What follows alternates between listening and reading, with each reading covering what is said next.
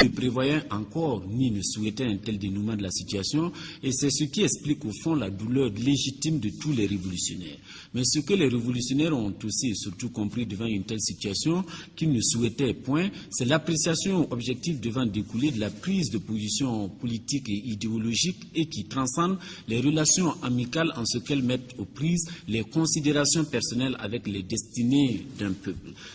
C'est ce que les barons réactionnaires de l'Union de la jeunesse socialiste congolaise n'ont pas compris et ne peuvent comprendre. C'est ce qu'également le pauvre lion du BIA ne voulait comprendre, pleurant à longueur de journée, hystérique, se morfondant inutilement dans une torpeur indicible. Qu'est-ce qui a bien pu blesser notre lion du Koudougou à ce point? Le lion n'a pas su que dans leur accélération, les événements créent des surprises. Contacté pour la bassesse de 20h du 15 octobre, le Lion avait accepté à une seule condition, qu'il soit nommé commandant en chef du haut commandement des forces armées populaires. C'est pourquoi, saisi officiellement par le front dès 20h, il promit de venir dès le lendemain à Ouagadougou tout en contactant sans succès d'autres garnisons pour une vaine résistance. Croyant tromper lâchement les révolutionnaires, il acceptait de rencontrer plusieurs missions du front tout en continuant sa fourberie. Co-signant un communiqué du Front populaire qu'il avait lui-même exigé, il croyait ainsi prendre à défaut la vigilance des révolutionnaires. La contradiction de notre lion, devenu brusquement un chacal affolé, était un danger pour nous tous et pour les habitants de Koudougou, parce que fou et non guéri. Le lion peut-il pleurer un mort, lui qui n'hésitait pas à flinguer plusieurs fils de Koudougou, lui qui manœuvrait à mort plusieurs personnes dans sa garnison?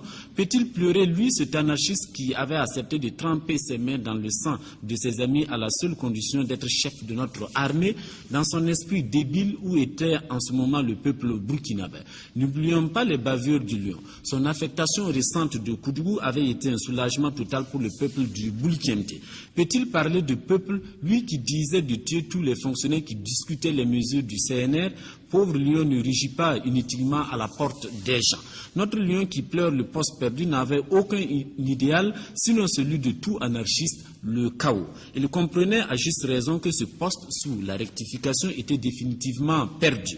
Il faut des hommes honnêtes, déterminés, qui ne font pas des bavures au quotidien leur méthode de travail et l'anarchie leur idéologie. Finalement, ni les missions du Front populaire, ni les contacts de ses amis et parents n'auront raison de la panique du lion. Voulant d'une rébellion dont il ignorait la stratégie, les tenants et les aboutissants, il fut vainement découragé par sa troupe, ses hommes n'arrivant point à cerner son obstination.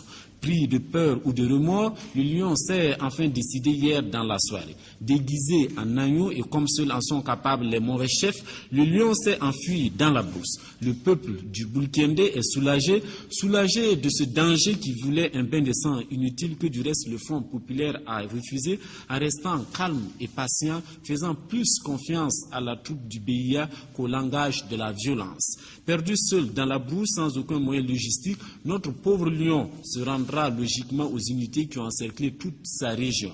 Ayant perdu la confiance de ses hommes, s'étant mis à dos tout le peuple, le lion est une illustration parfaite de ceux qui refusent de faire confiance au peuple et ne croient qu'à leur propre aura, plutôt à leur propre bêtise.